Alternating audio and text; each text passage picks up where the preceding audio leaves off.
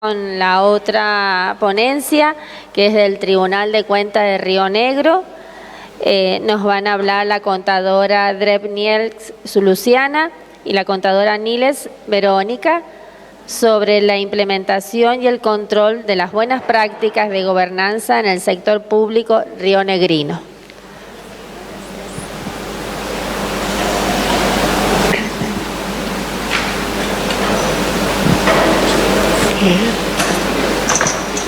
No sé si se puede esto.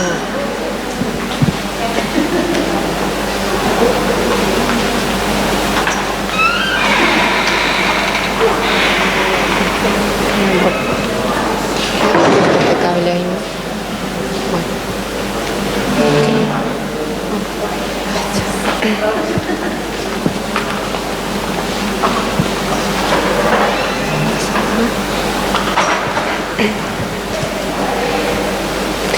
Hola, buenas tardes. Soy Luciana Drebnieks, mi colega Verónica Niles. Ambas somos contadoras del Tribunal de Cuentas de la provincia de Río Negro y trabajamos en la Dirección de Rendiciones de Cuentas. Y hemos elegido este tema 4 porque nos interesaba inspeccionar un poquito, meternos en el tema de la gobernanza, y nos surgió esta idea de vincular o aunar un concepto que está en el sector privado, que es el Código de Buenas Prácticas Societarias, con la noción del servicio público y el sector público y la tarea del control de los organismos y órganos de control externo. Entonces, bueno, aquí es la propuesta que hicimos, ¿sí?, en el trabajo. El título se llama La implementación y control de las buenas prácticas de gobernanza en el sector público rionegrino. No voy a definir gobernanza porque ya lo hicieron y muy bien, además, claro. Entonces, bueno, hecha esta introducción de lo que pretendemos con el trabajo, tratamos de dar respuesta a dos preguntas. Primero, si era posible aplicar la noción de las buenas prácticas de gobierno corporativo que rigen en el sector privado en el sector público y concretamente en el sector público rionegrino. ¿Y cómo? ¿Sí? Si era posible, ¿cómo? Y también analizar qué elementos deberían implementarse en los organismos de control externo y precisamente en el Tribunal de Cuentas para contribuir a la transparencia en la utilización de los recursos públicos a través de las rendiciones. Entonces, a partir de ello esbozamos una propuesta que se las vamos a comentar, de cómo pudimos vincular estos conceptos. Para empezar, utilizamos un marco conceptual sobre las siguientes concepciones: la accountability, la rendición de cuentas, los objetivos de desarrollo sostenible, gobierno corporativo y las buenas prácticas de gobierno corporativo en Argentina.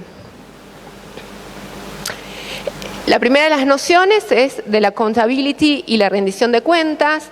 Esta es una noción, un término en inglés que no tiene una traducción lineal o unívoca a castellano. Se la traduce como control, fiscalización, y la traducción más común utilizada es la de rendición de cuentas. Y siguiendo a Schedler, que es alguien que investiga el tema, él analiza la accountability desde dos dimensiones.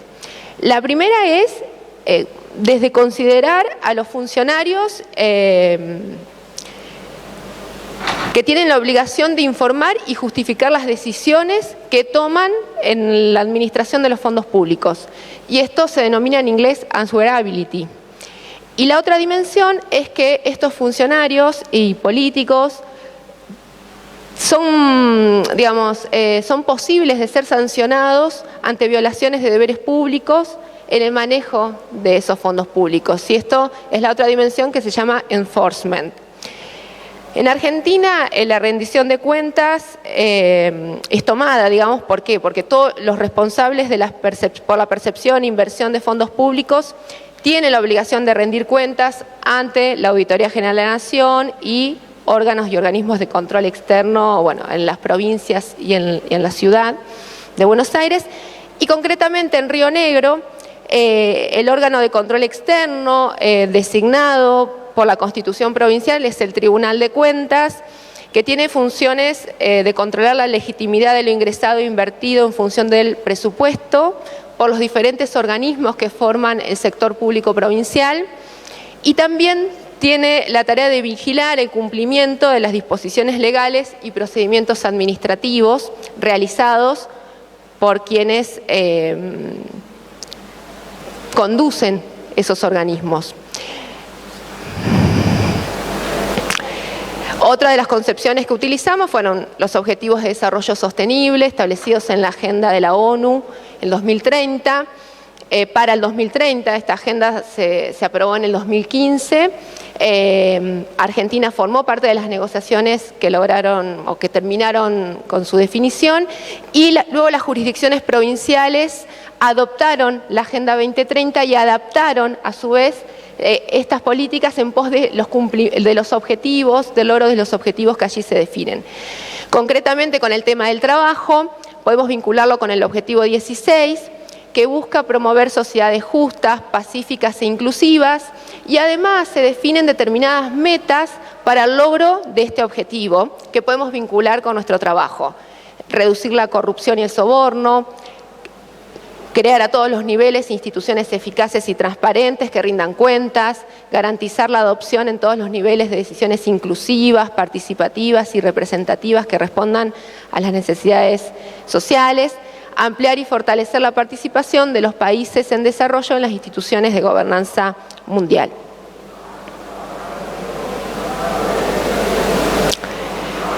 Entonces, ¿qué se nos ocurrió? Bueno, si nosotros podemos vincular los objetivos de desarrollo sostenible y concretamente este objetivo 16 con la noción de la rendición de cuentas, y aparte entendiendo que la rendición de cuentas es un mecanismo fundamental para el logro del objetivo, ¿sí? Así vamos a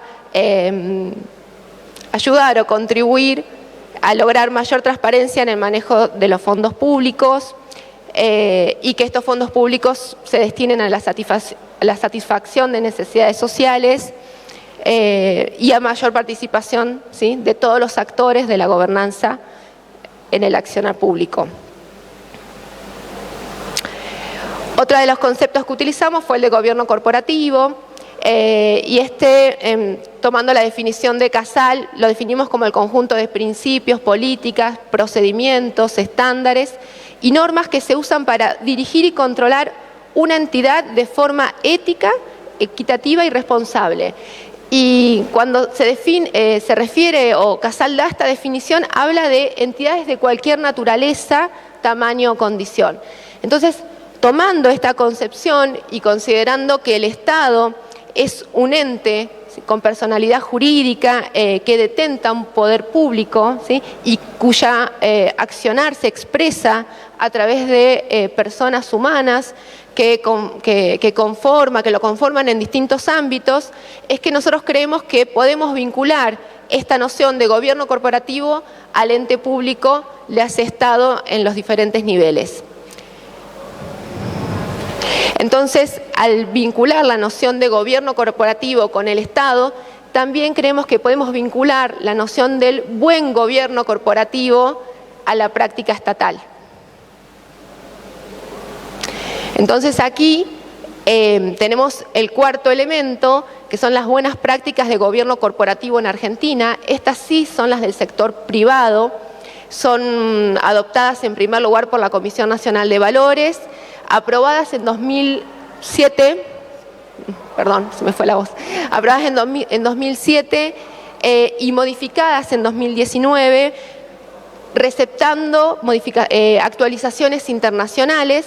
Entonces, a partir del 2019, este Código de Gobierno Societario, de aplicación obligatoria para sociedades que cotizan en bolsa y verificado por la Comisión Nacional de Valores, tiene esta estructura: la función del directorio, la presidencia en el directorio y la secretaría corporativa, cómo se compone, se nomina y se sucede en ese directorio, la remuneración, el ambiente de control, ética, integridad, cumplimiento, participación de los accionistas y partes interesadas. O sea, estas son todas las dimensiones que se analizan en el Código Societario, que lo que permite es, al relevar toda esta información en una sociedad, esto nos daría cuenta de la buena práctica societaria decente.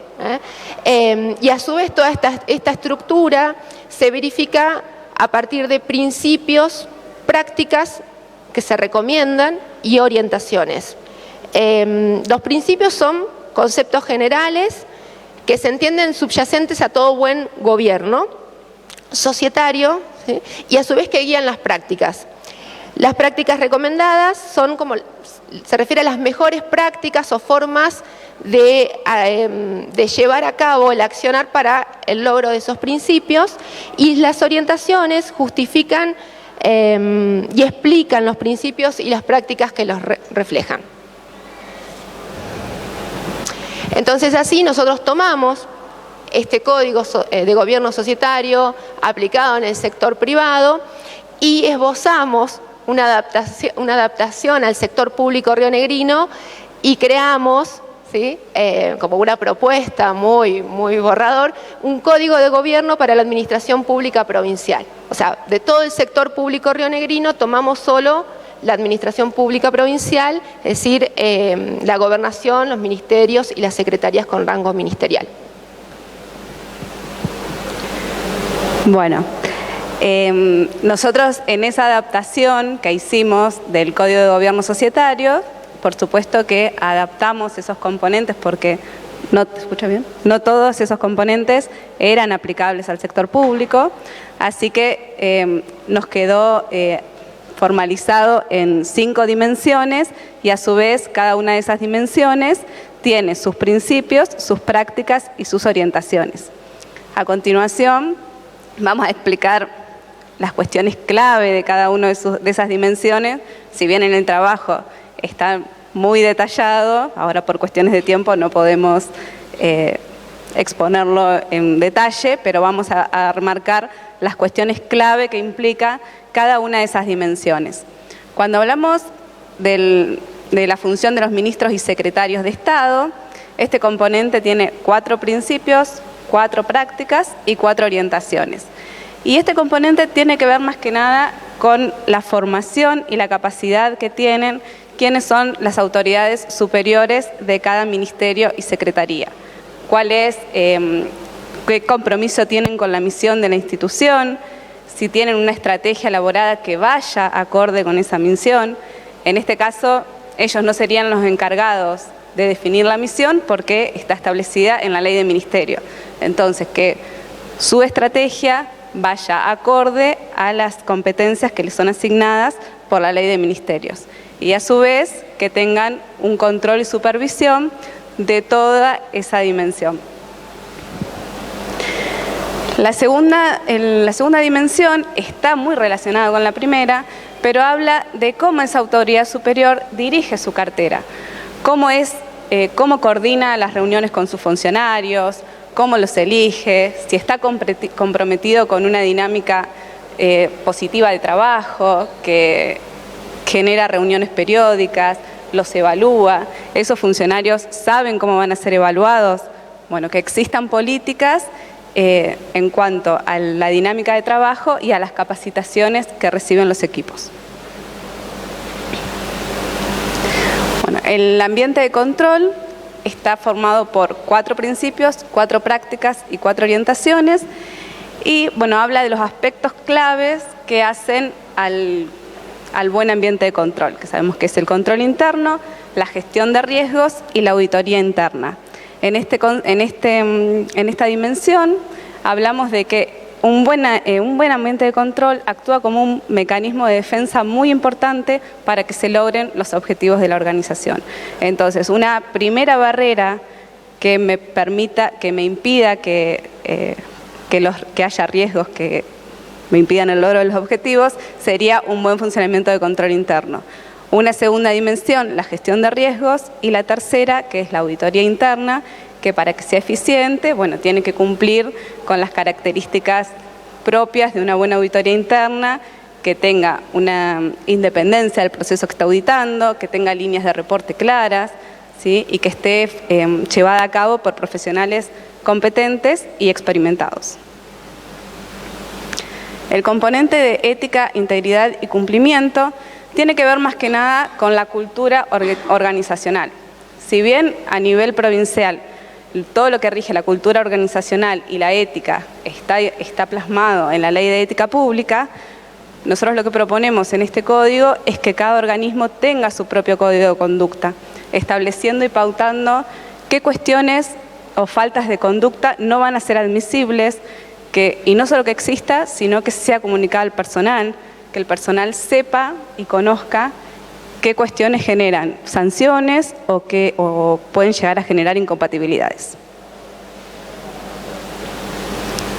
Bueno, la dimensión de participación de la ciudadanía tiene que ver con el acceso a la información por parte de los ciudadanos, y acá, bueno, un poco lo que se habló recién de la información que tiene que estar disponible para los ciudadanos, y no solo información disponible, sino que haya un canal de comunicación directo con la ciudadanía, que la ciudadanía pueda comunicarse directamente con el organismo. Bueno, entonces, en respuesta a las preguntas que nos habíamos planteado al inicio del trabajo, ¿pueden aplicarse las buenas prácticas del gobierno corporativo al sector público rionegrino? Sí, pero con adaptaciones propias a cada jurisdicción provincial. ¿Por qué medio? A través de la aplicación del código que proponemos.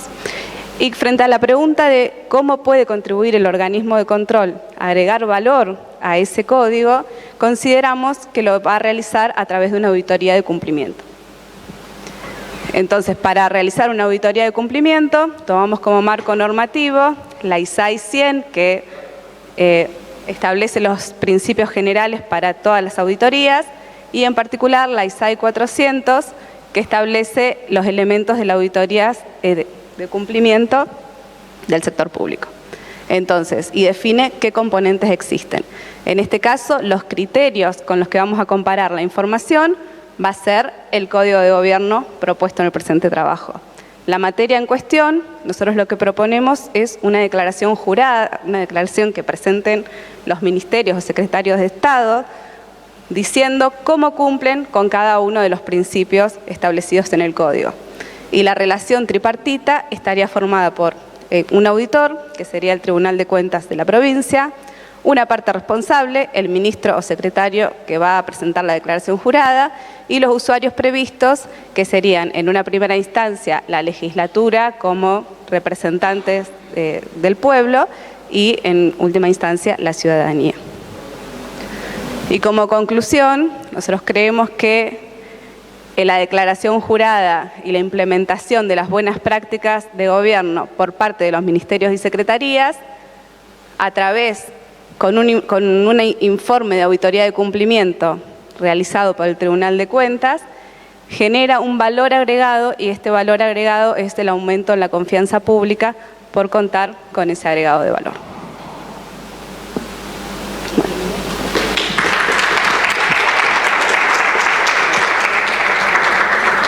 Bien, muchísimas gracias. Quedan algunos minutos si alguno quiere hacer alguna consulta. Muy claro el tema. ¿Esto lo han implementado ya o es un proyecto? Es un primer esfuerzo. Bien, bien, pero esta adaptación del código, ¿la han hecho? Sí, y está aprobada. La realizamos como propuesta ahora para el Congreso. Bien, pero ¿dónde la tendrían que presentar? ¿Al Tribunal de Cuentas? Sí. ¿Al Poder Legislativo? Y en realidad debería el Tribunal de Cuentas presentarlo como requisito para que los órganos, creo que en el trabajo lo ponemos, para que lo presenten junto con la última rendición del año, presenten esta declaración jurada en donde ellos mencionan cómo cumplen con cada uno de los principios. Claro, y ahí el Tribunal de Cuentas podría actuar. Sí. Bien, bien, bien. No sé si hay alguna otra pregunta. Sí, la propuesta es esa. Podría Es decir, junto con la rendición de cuentas, Sí, junto. acompañaría esta especie de informe y sí. ustedes podrían ahí auditar la rendición de cuentas más el cumplimiento a este código. Sí, de hecho, lo que también proponemos en el trabajo es que se realice junto con la auditoría de inversión del ejercicio, de la cuenta de inversión del ejercicio. Claro, bien, Sí. bien. Bien, bien, muchísimas gracias, Luciana y Verónica.